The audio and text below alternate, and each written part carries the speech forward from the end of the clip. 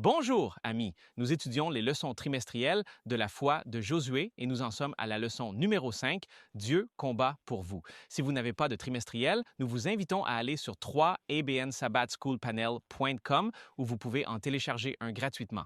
Ou vous pouvez visiter votre église adventiste du 7e jour local et là, vous pouvez en obtenir un. Rejoignez-nous pour l'étude de cette semaine. Dieu a une bénédiction pour vous.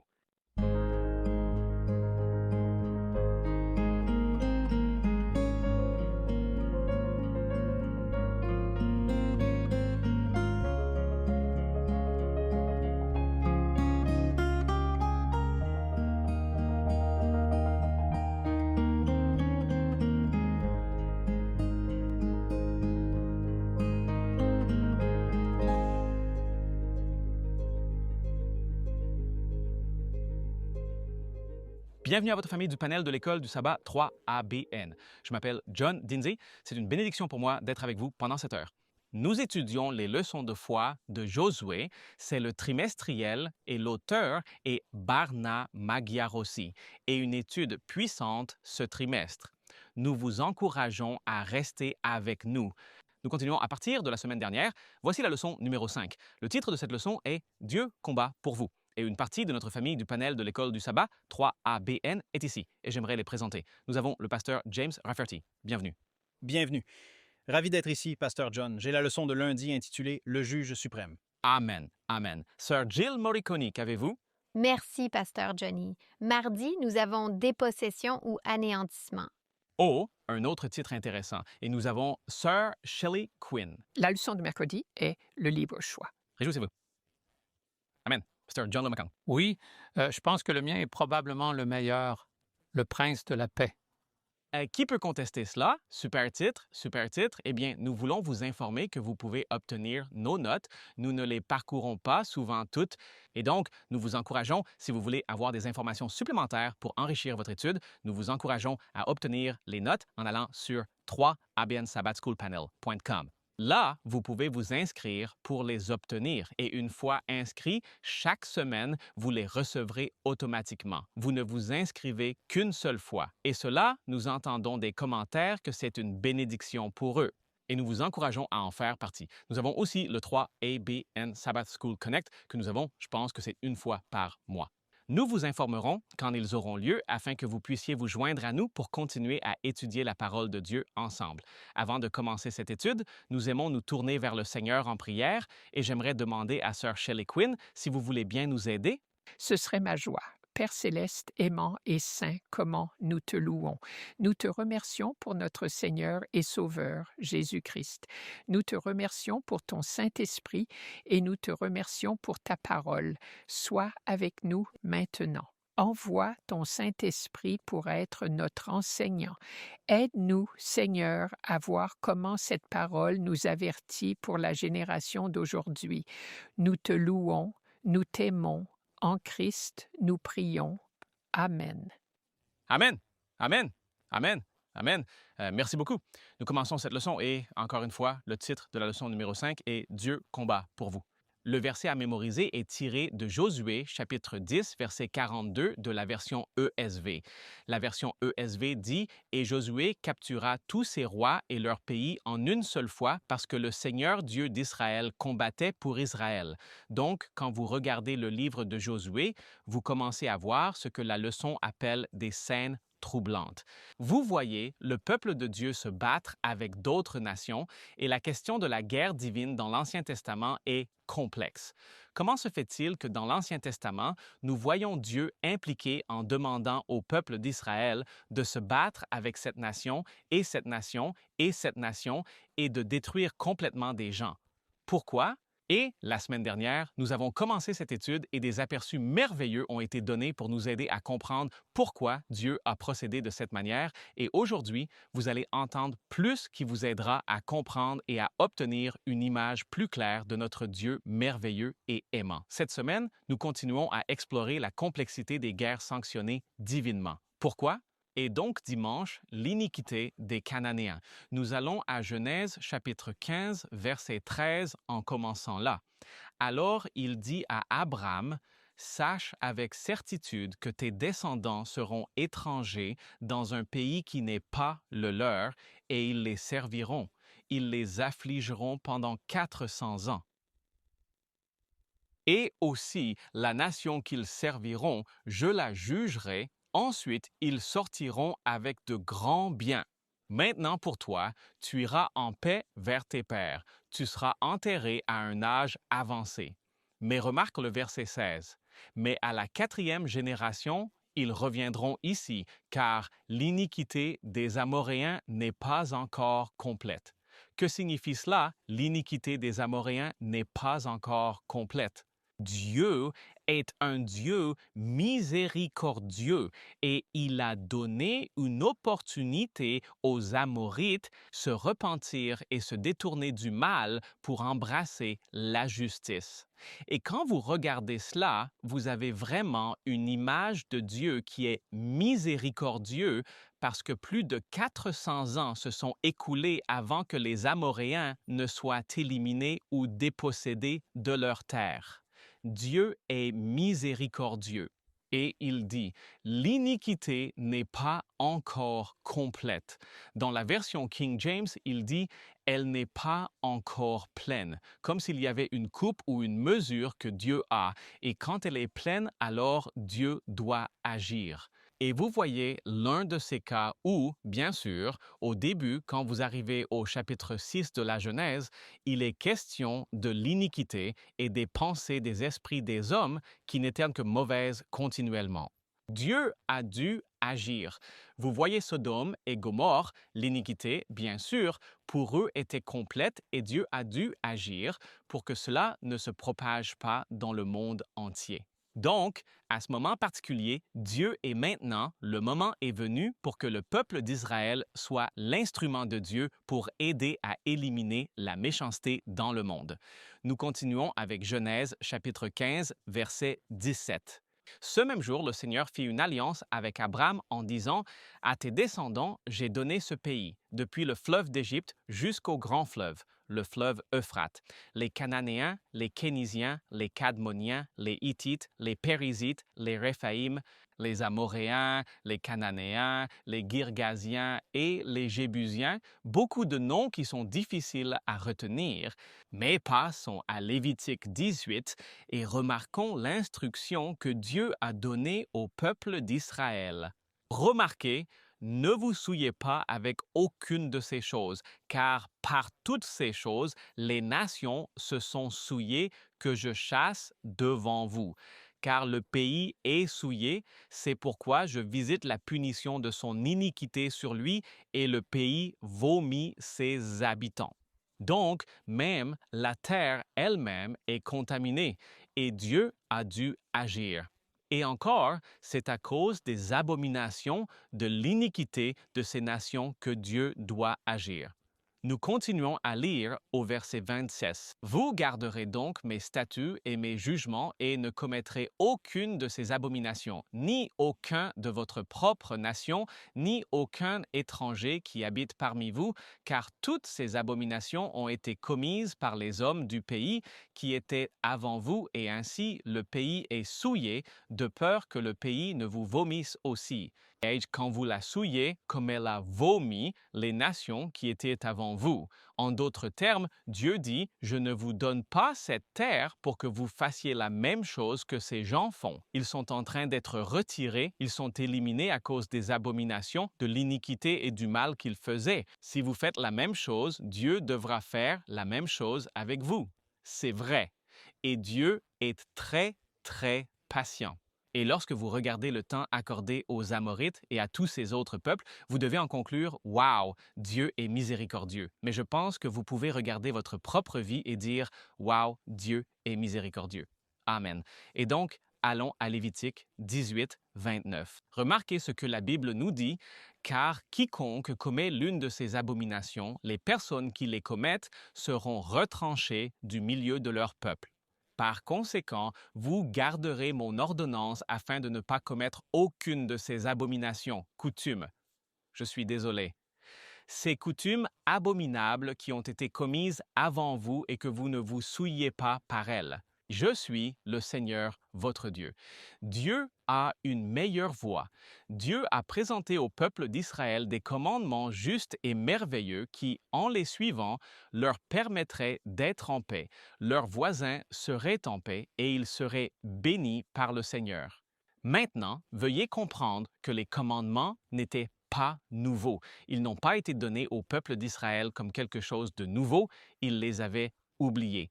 Parce que lorsque Dieu donne les commandements depuis Adam, ils ont été donnés oralement au peuple et ils ont été transmis de l'un à l'autre. Lorsque l'Écriture est devenue disponible, Dieu a mis par écrit les 10 commandements pour le peuple. Quand vous regardez le chapitre 26 de la Genèse, quand Dieu parle d'Abraham et dit « Il a gardé mes ordonnances et mes commandements », c'est une déclaration très claire qu'ils étaient connus.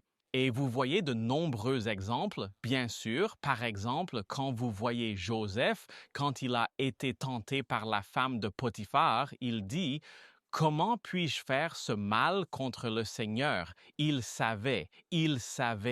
Mais le peuple d'Israël, après tant d'années, a adopté certaines coutumes, il a commencé à oublier Dieu, et bien sûr, Dieu a donné sous forme écrite les 10 commandements afin que le peuple sache clairement ce que sont les 10 commandements. Et nous les avons dans les Écritures. Il est indéniable qu'il y a 10 merveilleux commandements dans les Écritures, selon lesquels, en vivant selon les commandements de Dieu, Dieu promet de nous bénir. Allons à Ézéchiel 18, 32. Quand nous pensons à ces personnes qui devaient être éliminées, nous devons comprendre qu'il n'y a pas de haine. Le peuple d'Israël ne les haïssait pas. Dieu ne haïssait pas ces gens, mais il est dit dans Ézéchiel 18, 32, « Car je ne prends pas plaisir à la mort de celui qui meurt, dit le Seigneur Dieu. » C'est pourquoi détournez-vous et vivez. Et c'était un message donné à toutes ces nations. Détournez-vous de ces choses. Détournez-vous de ces choses. Vivez. Mais bien sûr, malheureusement, ils ont refusé. Et ensuite, Dieu a dû agir. Je vais devoir aller à Esdras 9.11 à cause du temps. Il dit que tu as commandé par tes serviteurs, les prophètes, en disant « Le pays dans lequel vous entrez pour le posséder est un pays impur avec l'impureté des peuples des terres, avec leurs abominations qui l'ont rempli d'un bout à l'autre avec leur impureté. Donc, même le pays est souillé. » Je vais vous lire maintenant la leçon. Il dit « Nous devons regarder au-delà du livre de Josué pour comprendre complètement ce que signifiait l'iniquité des nations habitant Canaan. » Les pratiques abominables de ces nations, telles que le sacrifice d'enfants, la divination, la sorcellerie, la magie, la nécromancie et le spiritualisme nous donne un indice. Vous pouvez consulter Deutéronome 18, 9 à 12 pour en voir certains. Maintenant, une pensée intéressante de la leçon. Il dit « Les preuves archéologiques confirment que les habitants de Canaan sacrifiaient régulièrement leur premier-né aux dieux, soi-disant dieux, en réalité des démons, qu'ils adoraient. 2 petits squelettes ont été trouvés écrasés dans de grandes jarres avec des inscriptions votives témoignant de leur religion dégradante et de ce qu'elle signifiait pour beaucoup de leurs enfants. Ainsi, ces nations commettaient des actes horribles, allant même jusqu'à sacrifier des enfants. Question, voulons-nous que cela se répande dans le monde entier? Non. Dieu, dans sa miséricorde pour le monde, a dû agir pour que les nations puissent avoir une véritable connaissance du Dieu vivant. Merci, John. C'est un sujet solennel et nous allons continuer ici lors de la leçon de lundi. Pasteur James Rafferty ici. Nous examinons la leçon de lundi sur Dieu en tant que juge suprême. Nous avons un certain nombre de passages des Écritures que nous allons étudier qui nous aideront vraiment à comprendre pourquoi Dieu seul est juge et qu'aucun homme ne peut le remplacer en tant que juge, bien que beaucoup aient essayé. En fait, dans les prophéties, nous avons une petite corne dans Daniel chapitre 7 et 8 qui essaie de se mettre à la place de Dieu en tant que juge de tous les hommes. Donc, relire l'Apocalypse, ou lire Genèse, chapitre 18, verset 25. Je vais juste vous donner les références. Elles sont dans le trimestriel. Psaume 7, verset 11, Psaume 50, verset 6, Psaume 422, verset 1, Psaume 426, verset 10 et 2 Timothée 4, verset 1 et 2. Commençons par Genèse 18. Ici, Dieu est en route avec ses messagers angéliques. Il va à Sodome, il va enquêter, puis il va apporter le jugement sur Sodome et Gomorrhe, et il s'arrête chez Abraham. Abraham découvre ce qui se passe ici et Abraham commence à intercéder auprès de Dieu pour Sodome parce que son neveu Lot est là avec sa famille. Et donc Abraham dit, dans le contexte de cette conversation avec Dieu, loin de toi d'agir de cette manière, de faire mourir le juste avec le méchant, que le juste soit comme le méchant. Loin de toi, le juge de toute la terre ne fera-t-il pas ce qui est juste? De cette interaction dans la conversation, nous réalisons qu'une des raisons pour lesquelles le jugement est entre les mains de Dieu est que Dieu juge avec justice. Il ne peut pas être corrompu. Il ne peut pas être persuadé de faire le mal ou de participer au jugement d'une manière qui n'est pas juste ou équitable. Dieu juge avec justice. Et Abraham comprend cela, et donc Abraham supplie Dieu, attends une minute. S'il y a des gens dans la ville, 40 personnes, 30 personnes, 20 personnes, 10 personnes, épargnerais-tu la ville pour 10? Et bien sûr, cela révèle le caractère de Dieu que Dieu épargnera, Dieu cherche à sauver. C'est le but de Dieu. Nous savons dans l'histoire qu'il n'y a personne là-bas sauf Lot et sa famille, et même sa famille est un peu attachée au mal et à la méchanceté. Et finalement, l'ange traîne Lot et ses 2 filles dehors. Sa femme se retourne, elle est transformée en une colonne de sel. En d'autres termes, il n'y avait pas 10 personnes justes dans la ville. C'est une histoire importante car elle nous dit que Dieu juge avec justice, que le jugement tombe sur la méchanceté et le mal lorsqu'ils atteignent un point de non-retour, ce que nous voyons dans l'Apocalypse chapitre 22, psaume 7, verset 11. Dieu juge les justes et Dieu est en colère contre les méchants chaque jour. Comprenez cela. Quand nous nous identifions tellement au mal que nous devenons méchants, nous faisons partie de ce mal, c'est ce qui met Dieu en colère. Dieu veut sauver les gens. Nous avons vu cela dans notre dernière, étude dans l'histoire de Nebuchadnezzar. Je veux dire, parlons d'un type méchant. Ce gars était prêt à éliminer tout son cabinet parce qu'il ne pouvait pas lui donner l'interprétation d'un rêve. Maintenant, je ne sais pas si un président peut surpasser cela dans l'histoire que aussi longtemps que j'ai été en vie, je ne pense pas. En d'autres termes, cet homme était mauvais et pourtant Dieu a pu toucher son cœur et c'est l'affaire de Dieu. Dieu est dans le domaine de sauver les gens, de toucher leur cœur. Donc, Dieu fera tout ce qu'il peut pour sauver les gens, mais finalement, si nous sommes liés à la méchanceté et au mal et que nous ne pouvons pas en être séparés, Dieu va éliminer cela. Et ceux qui y sont liés, ils seront emportés avec. Comprenez cela? Dans le psaume 50, verset 6, « Les cieux proclameront sa justice, car Dieu est lui-même juge. » Réfléchissez à cela. C'est ce que signifie le mot « Selah » à la fin de cela. Réfléchissez à cela. Dieu est celui qui est juge. Et puis dans le psaume 422, verset 1, « Dieu se tient dans l'assemblée des puissants. » Il juge parmi les dieux. Maintenant, nous avons parlé de cela dans notre dernière étude, comment c'est un conflit, une grande controverse entre les dieux, pour ainsi dire, entre Dieu et Lucifer, les démons qui ont fabriqué tous ces faux dieux. Il n'y a vraiment pas d'autre Dieu que le Dieu du ciel et de la terre, mais vous avez Lucifer travaillant à travers Satan le diable, travaillant à travers toutes ces fausses idées de ce que nous appelons Dieu ou les dieux païens, pour essayer de défaire cela, l'établissement du trône de Dieu sur la planète Terre. Et le trône de Dieu a été établi par Jésus-Christ comme un trône de grâce. C'est ce qu'on nous dit dans Hébreu, que nous devrions nous approcher avec assurance du trône de grâce. Là où il y a un trône, il y a un royaume. Et le royaume de grâce de Dieu a été établi par Jésus-Christ. Et ses disciples doivent refléter l'établissement de ce trône de grâce sur la planète Terre dans la manière dont nous nous rapportons, non seulement aux gens qui sont bons, mais aussi au mal, à la méchanceté. Nous avons vu que Dieu est patient envers ceux qui sont méchants, cherchant à sauver, et c'est à cela que Dieu nous appelle, à tendre l'autre joue, à faire un effort supplémentaire, à prier pour ceux qui nous maltraitent et nous abusent. C'est ce à quoi Dieu nous appelle pour que nous puissions être comme lui, miséricordieux, gracieux envers ceux sur la planète Terre, afin qu'ils puissent être attirés vers Dieu et vers le ciel, vers la repentance. La bonté de Dieu, dit-il dans Romains chapitre 2, verset 4, nous conduit à la repentance. Psaume 96, verset 2, verset 10, « Dites parmi les païens que le Seigneur règne, le monde sera établi et il ne sera pas ébranlé. » Il jugera le peuple avec justesse. Et bien sûr, deuxième épître à Timothée chapitre 4, verset 1, « Je te conjure donc devant Dieu, le Seigneur Jésus-Christ, qui jugera les vivants et les morts lors de son apparition dans son royaume. » Verset 8, « Désormais, il y a pour moi une couronne de justice que le Seigneur, le juste juge, me donnera en ce jour-là, et pas seulement à moi, mais à tous ceux qui aiment son apparition. » Donc, c'est le point central de la leçon de lundi dans le trimestriel. Je veux juste ajouter un peu de complément à cela pour que nous puissions le rendre pratique. Vous savez, David avait du mal à ne pas juger. Il était dans une situation où, loin du Seigneur, Saül le maltraitait. Il était dans une situation où sa vie était en danger et il devait fuir Saül. Et dans une circonstance, il se retrouva dans une grotte avec l'opportunité de prendre la vie de Saül et il ne l'a pas fait.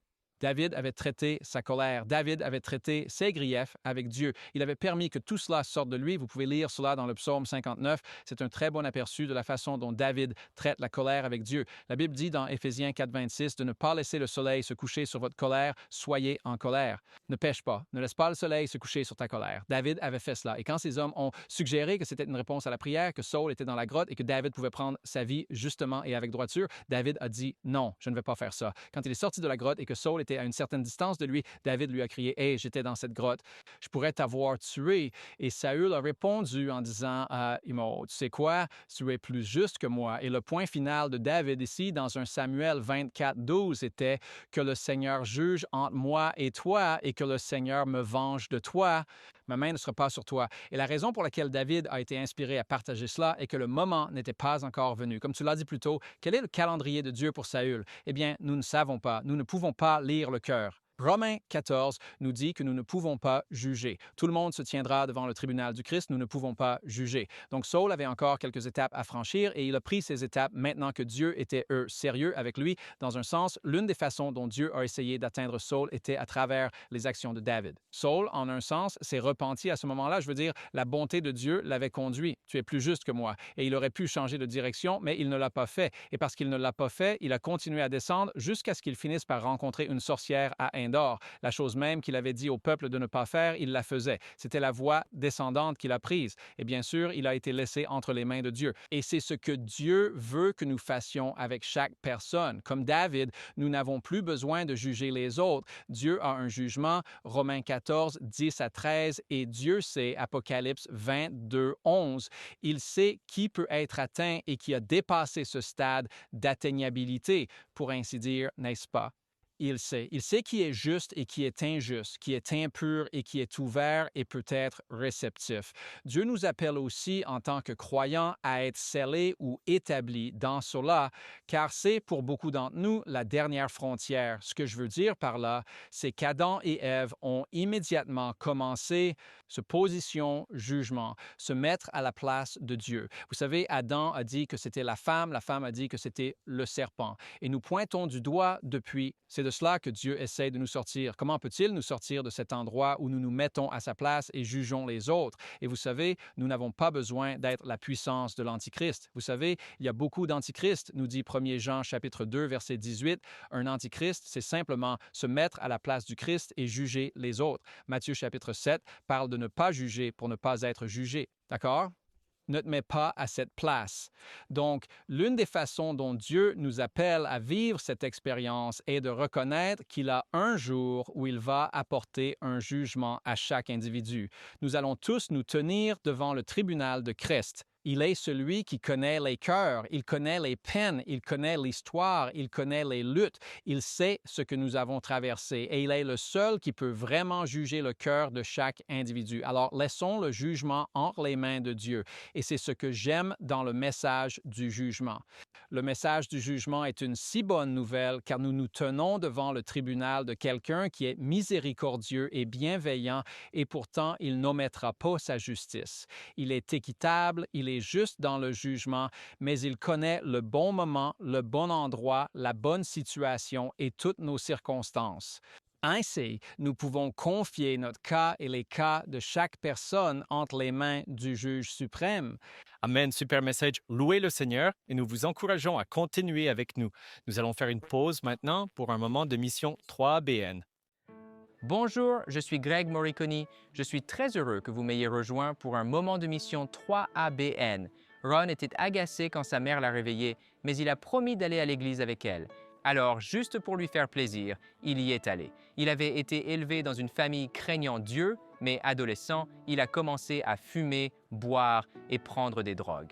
Mais ce dimanche-là, c'était différent. Il avait assisté à des centaines d'appels à l'autel, mais cette fois, il s'est avancé et a donné sa vie à Jésus.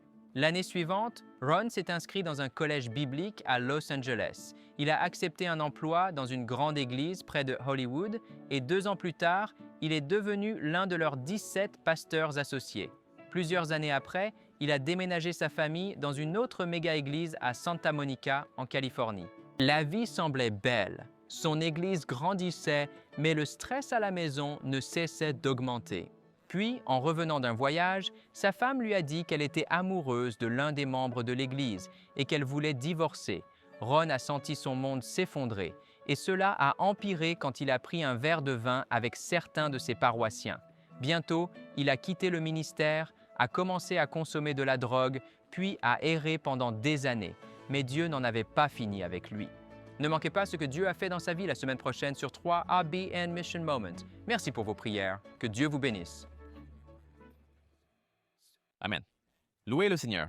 Louez le Seigneur. Nous sommes de retour et continuons avec la leçon de mardi. Merci beaucoup, Pasteur Johnny et Pasteur James. Quelle belle étude! Un sujet difficile, mais j'aime l'espoir. J'aime voir Dieu comme notre juge juste. J'aime la miséricorde qu'il accorde. Et comme le pasteur James en a parlé la semaine dernière pour notre leçon, Dieu n'est contre personne, c'est contre le mal. Et je pense que si nous séparons cela dans notre discussion, cela fait une telle différence dans notre façon de le voir. Je suis Jill Moriconi. Mardi, c'est un mot un peu grand. Dépossession ou anéantissement. Quel était le but de Dieu pour Israël? Nous savons que le but depuis le tout début était d'être une lumière pour les gentils. N'était-ce pas? Il a dit à Abraham, même l'appel d'Abraham dans Genèse chapitre 12. Le Seigneur dit à Abraham, « Quitte ton pays, ta famille et la maison de ton père. » Pourquoi?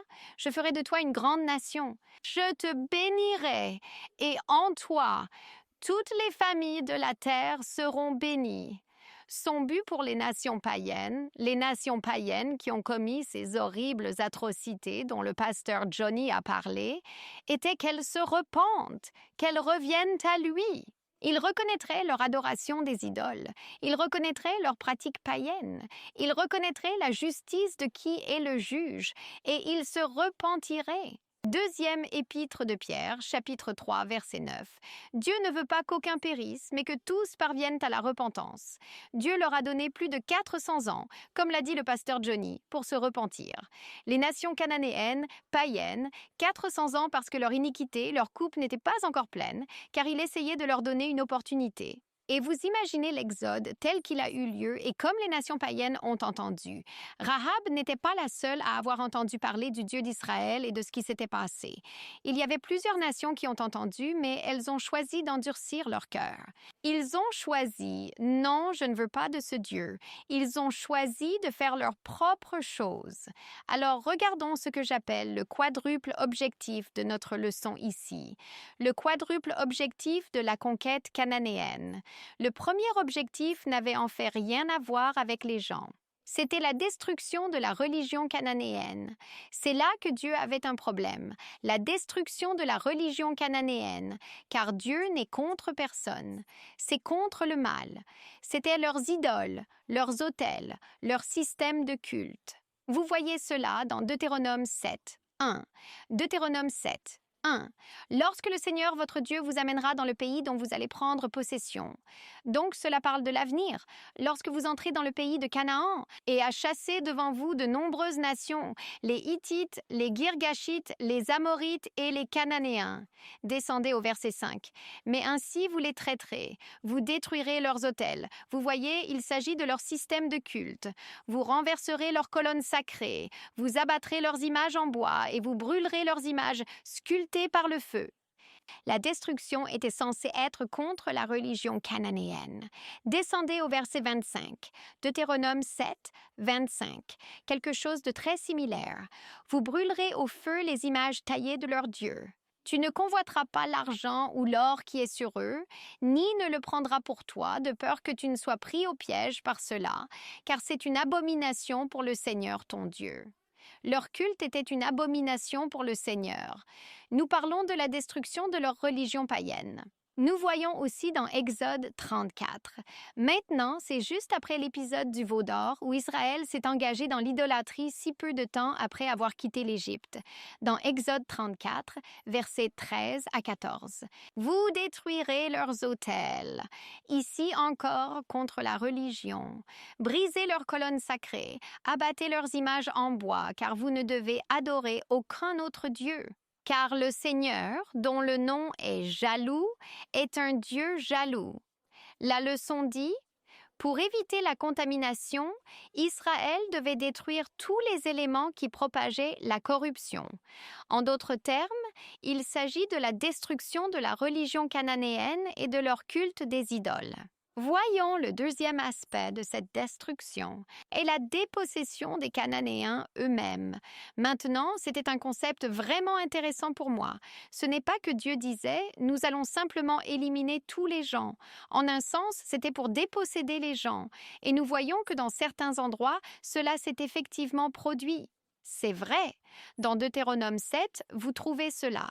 Le mot « dépossession » est là, dans Deutéronome 7, verset 17. « Si tu dis dans ton cœur, ces nations sont plus grandes que moi, comment puis-je, quel est ce mot, les déposséder? Vous ne devez pas avoir peur d'eux, mais vous devez bien vous souvenir de ce que le Seigneur votre Dieu a fait à Pharaon et à toute l'Égypte. » En d'autres termes, les Cananéens devaient être dépossédés ou retirés de leur terre pour que les Israélites puissent entrer et la posséder. Revenez un chapitre en arrière dans Deutéronome 6. Il est très clair que toutes les villes n'ont pas été anéanties. Deutéronome 6, verset 10. « Ce sera lorsque le Seigneur ton Dieu te fera entrer dans le pays qu'il a juré à tes pères, à Abraham, Isaac et Jacob, de te donner de grandes et belles villes que tu n'as pas bâties, des maisons remplies de bonnes choses que tu n'as pas remplies, des puits taillés que tu n'as pas creusés, des vignes et des oliviers que tu n'as pas plantés. » En d'autres termes, ce n'est pas une annihilation, ce n'est pas le réduire en cendres. Ce n'est pas une destruction complète et totale. Cela signifie que les Cananéens ont été repoussés et que les Israélites ont pris possession, car il y avait des villes là-bas, il y avait des maisons là-bas, il y avait encore des vignobles, il y avait des arbres. Maintenant, oui, il y avait certains endroits qui ont été complètement détruits. Les preuves archéologiques indiquent la destruction de 3 villes lors de la conquête, l'incendie de 3 villes par le feu. La Bible dit cela aussi. Les 3 villes que la Bible mentionne spécifiquement qui ont été brûlées par le feu, et tout a été détruit, Jéricho, Haï, eh bien, je dirais Haï, mais c'est Haï et Hatzor. Ces 3 villes, Josué dit spécifiquement, ont été complètement brûlées et les gens ont été tués, ainsi que les animaux. Il y a eu une destruction totale. Ceux-là, si vous étudiez l'histoire, étaient des forts militaires à cette époque. C'était des forteresses à cette époque. Il y a un autre verset, Deutéronome 7.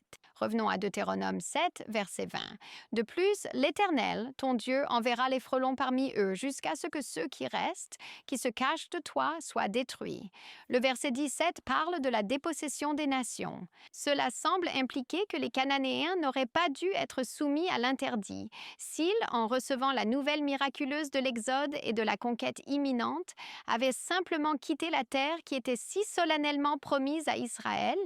Maintenant, examinons le 3e point. C'est le choix cananéen. Shali va vraiment couvrir cela en ce qui concerne le libre choix. Mais le peuple cananéen lui-même avait un choix à faire. Rahab a fait ce choix. Quand elle a entendu parler des œuvres merveilleuses que Dieu avait accomplies, elle a choisi de se repentir. Elle a choisi de s'unir au Dieu d'Israël. Et elle n'a pas été détruite, ni elle, ni sa famille, parce que Dieu veut sauver tout le monde. Rappelez-vous, ce n'est jamais contre les gens, c'est contre le mal. Et lorsque les gens choisissent de s'accrocher à ce mal, lorsqu'ils choisissent leurs idoles plutôt que Dieu, cette destruction qui s'oppose au mal s'oppose également aux gens parce qu'ils sont liés à ce mal. Nous voyons cela avec le choix revient avec les Gabaonites. Maintenant, ils l'ont fait par tromperie, mais ils ont aussi fait un choix. Et nous avons étudié il y a quelques semaines comment ils se sont joints aux Israélites et comment même à travers la servitude, ils ont découvert le Dieu d'Israël. Nous voyons cela aussi dans Juge 1. Vous pouvez le voir dans Juge 1, versets 24 et 25. C'est comme la conquête continue de Canaan. Les espions ont vu un homme sortir de la ville et ils ont dit « Montre-nous l'entrée de la ville et nous te montrerons de la miséricorde. » Et il a montré l'entrée de la ville et l'homme et toute sa famille ont été relâchés. Ici encore, nous voyons le choix. Et quand les gens choisissent soit de se repentir, soit de se tourner vers Dieu, nous voyons la miséricorde de Dieu. Ce n'était donc pas l'anéantissement du peuple dans son ensemble, c'était la destruction de la religion. Et certaines villes ont été anéanties, c'est vrai, mais ailleurs, les gens pouvaient soit partir, soit choisir la repentance et se tourner vers Dieu. C'est exact. Et un résultat complètement différent s'est produit. Enfin, nous voyons la destruction cananéenne de ceux qui ont fait le choix final. Je vais choisir le mal. Je vais choisir le sacrifice d'enfants, pasteur Johnny. Ou je vais choisir la méchanceté de ce que sont mes dieux païens et je veux cela plutôt que Dieu. Et nous voyons la destruction de ceux-là. Ces personnes qui se sont retirées dans les villes fortifiées, ces personnes qui ont continué à se rebeller contre le plan de Dieu, ces personnes qui ont endurci leur cœur, il n'y avait aucune pitié et elles ont été complètement détruites. Donc, en regardant cela, nous voyons que notre Dieu est un Dieu d'amour. Notre Dieu est un Dieu de miséricorde. Il ne veut pas que quiconque soit détruit, mais le mal, quand il a été permis, ou comme cela a été le cas pendant ces 400 ans, de mûrir et de se renforcer, c'est ça. Le mal doit être éradiqué, et c'est ce que Dieu faisait ici. Merci beaucoup pour ces belles leçons. Nous essayons de comprendre plus profondément les récits de l'Ancien Testament sur la guerre et la destruction et de comprendre le libre choix de Dieu, ce cadeau qu'il a offert à l'humanité et la justice de Dieu. Son jugement juste est crucial pour notre compréhension. Je suis Shelley Quinn et la leçon de mercredi est le libre arbitre. La guerre de Dieu ne concerne pas la puissance humaine, elle concerne la justice divine. Notez cette référence biblique. Vous n'êtes pas obligé de la consulter à moins que vous ne le souhaitiez, mais Deutéronome 20. Je vais mentionner le verset 10, puis les versets 15 à 18. Ce qui se passe ici, dans Deutéronome 20, c'est qu'il décrit la guerre perdue pour Israël. Au verset 10, Israël est commandé d'offrir d'abord la paix aux villes en dehors de Canaan. Puis, les versets 16 à 18. Ils sont commandés de détruire entièrement les villes cananéennes et Dieu leur dit pourquoi. Au verset 18, Deutéronome 20, 18, de peur qu'ils ne vous enseignent à faire selon toutes leurs abominations et que vous ne péchiez contre le Seigneur. Donc la destruction totale en Canaan était pour une raison spirituelle, pas une raison politique. C'est très important. Dieu cherchait à éradiquer la rébellion persistante, l'idolâtrie, le sacrifice d'enfants, ces choses, ces pratiques qui corrompraient absolument son peuple d'alliance. Ainsi, la guerre en Canaan, c'était un outil divin ou un outil de jugement divin contre le mal enraciné.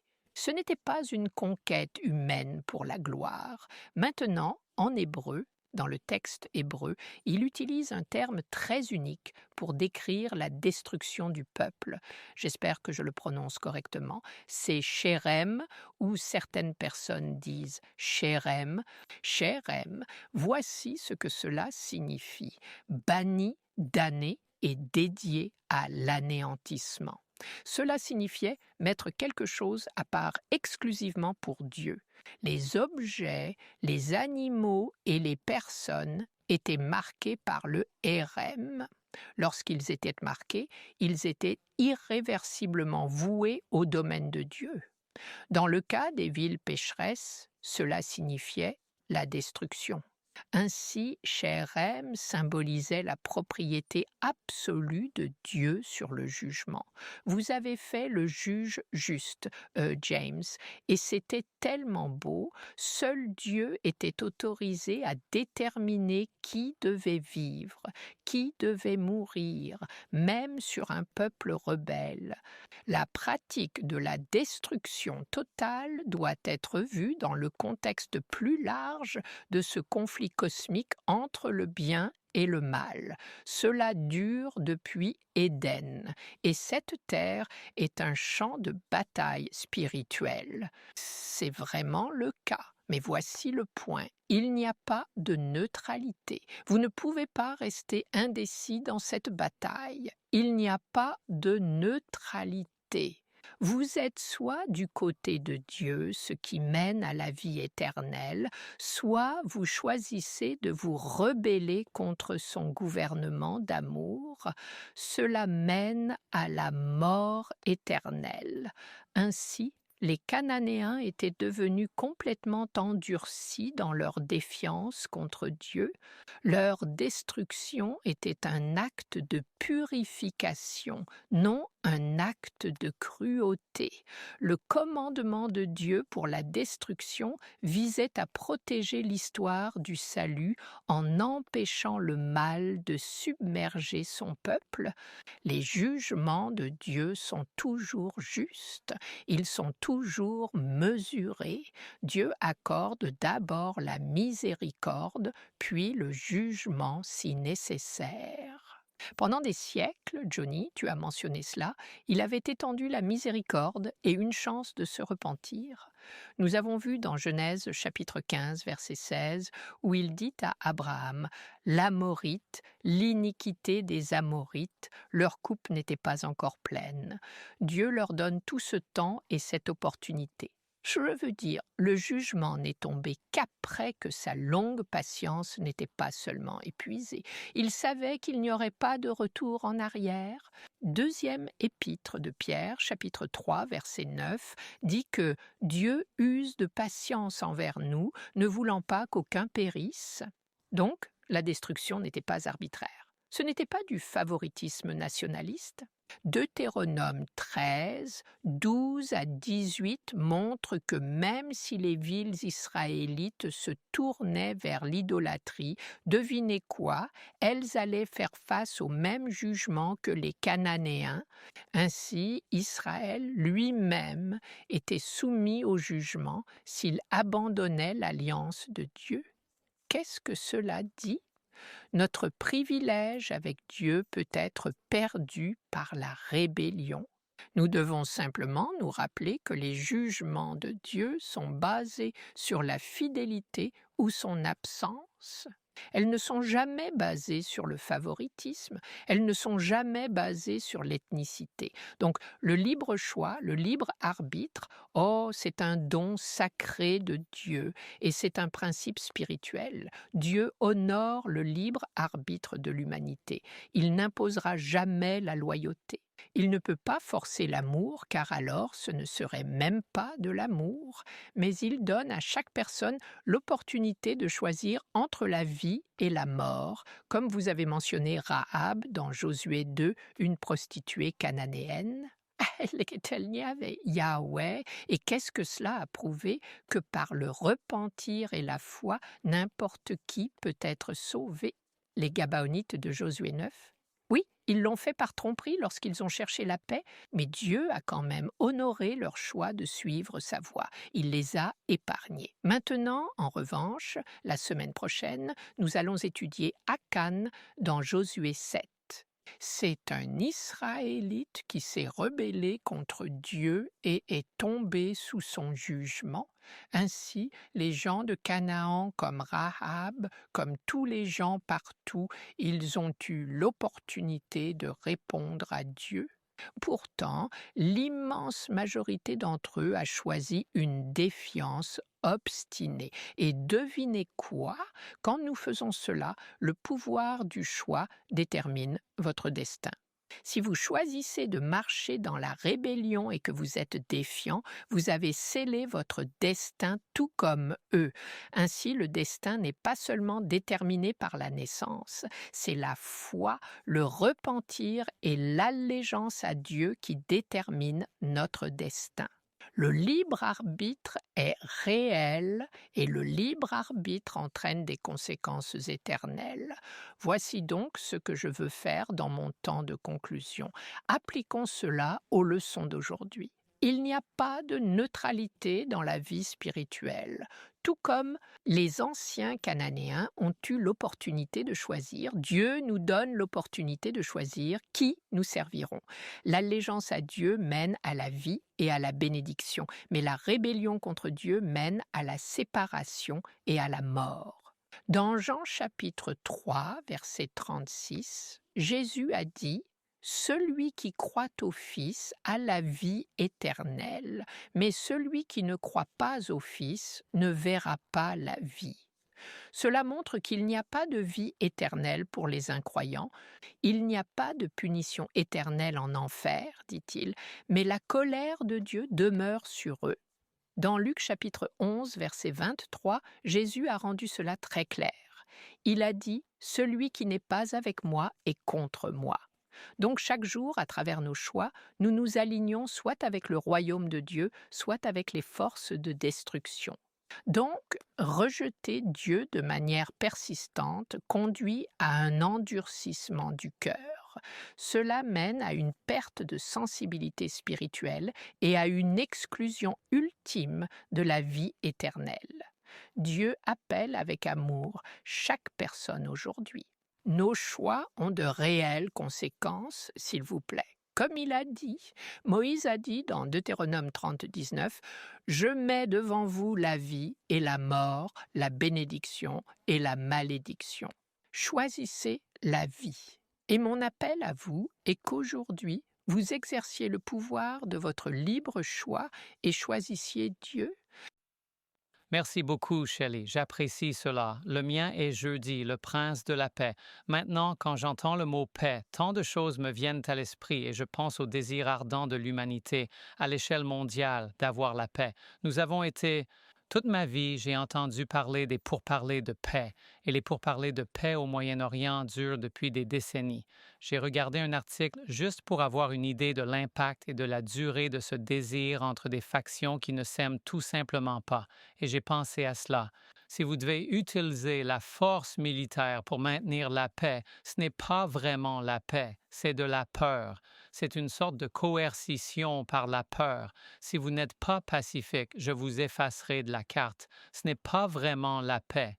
Vous savez, l'importance de la paix a été marquée par des événements comme la conférence de paix de Paris en 1919, les accords d'armistice de 1949 et les accords de Camp David en 1978, les accords d'Oslo en 1913 et la conférence de Madrid en 1911, sans compter tout le problème entre l'Ukraine et la Russie de nos jours et d'autres endroits dans le monde. Ce n'est pas vraiment la paix. Et donc la leçon ne parle pas de la paix soutenue par l'humanité ou l'intervention humaine ou la force militaire humaine ou les accords gouvernementaux mis sur papier. Elle parle de la paix qui vient par le changement de cœur quand nous permettons au prince de la paix d'entrer. Maintenant, il y a eu de fausses paix. La Bible parle de paix tout au long des Écritures et parfois les gens ont dit paix alors que ce n'était pas vraiment la paix. Par exemple, dans Jérémie chapitre 6, verset 14, le prophète dit « Ils pensent à la légère la plaie de mon peuple, disant « paix, paix », alors qu'il n'y a pas de paix. » Et donc, quand les enfants d'Israël n'étaient pas vraiment en harmonie avec la volonté de Dieu, on leur disait « Hé, ne vous inquiétez pas, c'est bon. » Et Jérémie a dit « Non, non, ils ont guéri la blessure de mon peuple superficiellement, dit le Seigneur, superficiellement, car il n'y a vraiment pas de paix. » Et puis Ésaïe 57, 21 dit « Il n'y a pas de paix, dit mon Dieu, pour les méchants. » Vous savez, les méchants ne peuvent pas trouver la paix, non pas parce que la police n'est pas là, mais parce qu'ils savent dans leur cœur qu'ils sont coupables. C'est pourquoi c'est incroyable quand j'ai un...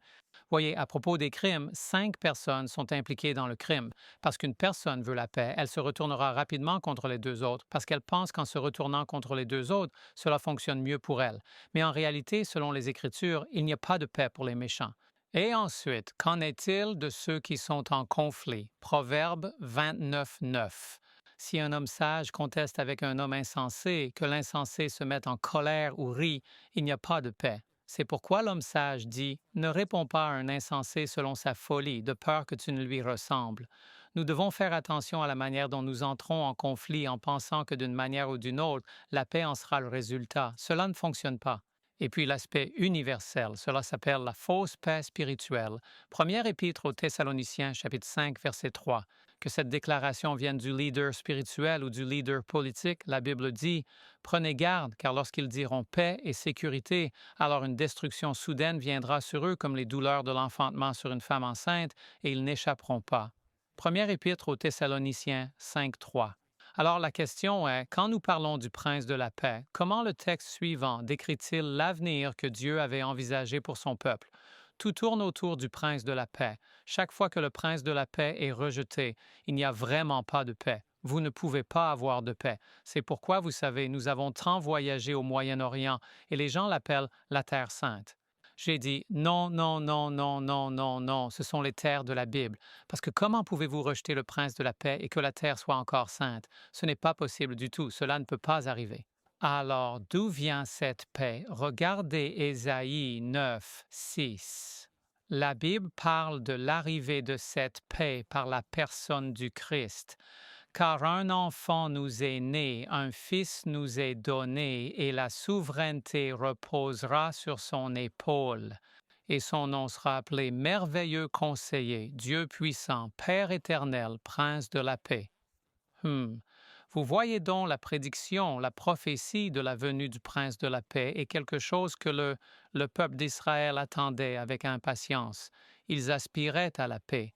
Mais quand Jésus est venu, c'était incroyable. Ils pensaient qu'ils allaient trouver la paix en voyant Jésus renverser le gouvernement romain. Ce n'est pas ce genre de paix. Même les disciples qui étaient des suiveurs de Jésus, ils ont dit « Vas-tu à ce moment-là restaurer Jérusalem ?» Oui, il a dit « Ce n'est pas le genre de paix que je suis venu apporter. En fait, le genre de paix que je suis venu apporter est une paix qui vient seulement en me servant. Mais si vous choisissez de ne pas me servir, je n'ai pas apporté la paix, mais une épée pour mettre la mère contre la fille, et le père contre le fils, et un membre de la famille contre un autre membre de la famille. Et les familles qui sont divisées le sont parce qu'une personne accepte le Christ et l'autre non. Et là, dans cette situation, vous ne pouvez vraiment pas trouver la paix. Mais la Bible parle d'une paix dont Dieu parle qui vient par l'évaluation. Regardez Ésaïe 60, 17. La Bible dit ici, « Au lieu de bronze, je ferai venir de l'or. Au lieu de fer, je ferai venir de l'argent. Au lieu de bois, du bronze, et au lieu de pierre, du fer. Je ferai aussi de tes officiers la paix et de tes magistrats la justice. » Le prophète Isaïe parle de quelque chose que les enfants d'Israël n'avaient pas, et il se demandait « Comment allons-nous trouver la paix ?» Et le Seigneur dit « Je renverserai les choses en votre faveur. » Et vous savez, amis, Dieu peut renverser les choses en notre faveur seulement lorsque nous invitons le Prince de la paix. Maintenant, Shelley, dans Osée 2, verset 18, le Seigneur parle de la façon dont Dieu neutralisera les éléments qui nous nuisent s'ils vont à l'encontre de l'alliance de Dieu. Osée 2, verset 18. « En ce jour-là, dit Dieu, je ferai une alliance pour eux avec les bêtes des champs, avec les oiseaux du ciel et avec les reptiles de la terre. L'arc et l'épée de bataille, je les briserai de la terre pour les faire reposer en sécurité. Dieu transformera même la nature si elle est utilisée en opposition à la paix dont ses enfants ont besoin. » L'auteur de la leçon a souligné cela et je vais lire la pensée. Il dit « Bien que l'objectif principal de la leçon de cette semaine ait été le commandement divin et les guerres assistées de l'Ancien Testament, nous devons mentionner la présence d'un autre thème tout aussi important de l'écriture prophétique de l'Ancien Testament. La vision future de l'ère messianique pacifique, le Messie est décrit comme le prince de la paix. En d'autres termes, quand il viendra, une nouvelle aube, un nouveau jour, un nouveau type de paix arrivera, pas parce que les Israélites ont vaincu telle ou telle nation, mais parce que le prince de la paix vient leur apporter la paix dont ils ont besoin. Je vais lire Ésaïe chapitre 11, versets 1 à 8. Suivez-moi. Et c'est le genre de paix que nous attendons avec impatience. Non seulement une paix que nous pouvons avoir maintenant, mais il viendra un jour où il y aura une paix qui ne sera interrompue par rien. Ésaïe chapitre 11, versets 1 à 8. Un rameau sortira du tronc de Jessé et un rejeton naîtra de ses racines. L'Esprit du Seigneur reposera sur lui, l'esprit de sagesse et d'intelligence, l'esprit de conseil et de force, l'esprit de connaissance et de crainte du Seigneur. Son plaisir est dans la crainte du Seigneur, et il ne jugera pas selon la vue de ses yeux, ni ne décidera selon l'ouïe de ses oreilles. Mais avec justice il jugera les pauvres et décidera avec équité pour les humbles de la terre. Il frappera la terre avec la verge de sa bouche, et par le souffle de ses lèvres il tuera les méchants. La justice sera la ceinture de ses reins, et la fidélité la ceinture de ses hanches. Le loup habitera avec l'agneau, le léopard se couchera avec le chevreau, le veau, le jeune lion et le bétail engraissés ensemble, et le petit enfant les conduira. La vache et l'ours paîtront, leurs petits se coucheront ensemble, et le lion mangera de la paille comme le bœuf. L'enfant qui allaite, c'est incroyable, jouera près du trou de la cobra, et l'enfant sevré mettra sa main dans la tanière de la vipère. Quel jour ce sera lorsque ce sera le genre de paix que le peuple de Dieu recherche? Et il dit que c'est la paix que nous attendrons dans le prochain royaume. Mais qu'en est-il de ce service? Eh bien, la Bible dit, « Dans le monde, vous aurez des tribulations, mais prenez courage, j'ai vaincu le monde. » Quel genre de paix recherchons-nous? Cherchons-nous la paix que notre gouvernement a décidé qu'il a finalement réglée législativement? Nous ne trouverons pas ce genre de paix. Cherchons-nous la paix quand tout le monde dans notre communauté sera d'accord avec nous? Nous n'aurons pas cela. Cherchons-nous la paix où tout le monde à l'Église sera d'accord avec nous et sera gentil avec nous? Nous n'allons pas obtenir cela. Nous cherchons une paix que le Seigneur va nous donner. Dans Ésaïe chapitre 11, verset 9, j'inclus cela dans ce verset de transition. Vous voyez, le royaume que Jésus est venu établir est un royaume sans destruction et sans fin de paix. Ésaïe 11, 9. Ils ne feront ni tort ni destruction sur toute ma montagne sainte, car la terre sera remplie de la connaissance du Seigneur comme les eaux couvrent la mer. Amis, c'est le genre de paix que j'attends avec impatience et je prie pour que ce soit la paix que vous recherchez, le prince de la paix. Amen. Amen. Quelle bénédiction cela a été de vous écouter chacun. Et nous avons un moment pour que chacun de vous donne un commentaire final. La leçon de lundi portait sur Dieu en tant que juge suprême. Vous savez, si nous ne permettons pas à Dieu d'être le juge suprême, alors les hommes tenteront de se substituer en tant que juge et la vie sera une continuation de la haine et de la violence et de la guerre et de l'envie et de l'égoïsme. Mais quand nous permettons à Dieu d'être juge, nous remettons toutes nos injustices entre ses mains, sachant qu'il rétablira tout en son temps. Et de cette manière, nous marchons comme Christ a marché, même sur la croix quand il a dit « Père, pardonne-leur, car ils ne savent pas ce qu'ils font. » Mardi, nous avons examiné la dépossession contre l'annihilation. Et ce que nous voyons ici, c'est la vengeance de Dieu contre le mal, mais pas contre les gens, et qu'il offre une opportunité à ces personnes de se repentir. Mais s'ils font un choix final, ils seront détruits sans mal. La leçon de mercredi était un choix libre. Et nous voyons que les jugements justes de Dieu dans le livre de Josué nous prouvent vraiment que le libre arbitre est une confiance sacrée et nos choix, le pouvoir de choisir, sont si incroyables parce qu'ils affectent notre éternité. L'offre de Dieu est pleine de grâce, mais elle exige une réponse. Vous devez choisir. Et son cœur est toujours de dire, souvenez-vous simplement de cela. Alors, je vous encourage aujourd'hui à choisir la vie, choisir la victoire, choisir le Christ. Et enfin, amis, il n'y a qu'un seul type de paix, la paix trouvée en Jésus-Christ. Nous allons avoir des défis sur cette terre, nous allons avoir des défis dans cette génération, nous allons avoir des défis politiquement, socialement, dans notre famille, même parfois dans les lieux où nous adorons. Mais Jésus dit, « Prenez courage, j'ai vaincu le monde. » Jean 16, 33. Amen. Amen. Merci à chacun d'entre vous. Et c'est notre espoir et notre prière que chacun d'entre vous qui écoute ait appris quelque chose sur Dieu, qu'il est miséricordieux, qu'il est bon. Mais comme il est dit dans Nahum chapitre 1 verset 3, L'Éternel est lent à la colère et grand en puissance, et il ne tient pas le coupable pour innocent. Vous savez, c'est notre espoir et notre prière que ce programme ait été une bénédiction pour vous. Et en fait, nous vous remercions pour vos prières et votre soutien financier qui rendent possible des programmes comme celui-ci. Avant de terminer, j'aimerais vous dire quel est le sujet de la leçon de la semaine prochaine. Leçon numéro 6, l'ennemi intérieur. Rejoignez-nous pour terminer par la prière. Notre Père céleste aimant, nous te remercions pour les saintes Écritures qui nous aident à comprendre qu'il y a une grande controverse entre le bien et le mal. Et Seigneur, c'est notre prière que tous ceux qui écoutent choisissent le salut par Jésus-Christ. Au nom de Jésus, Amen.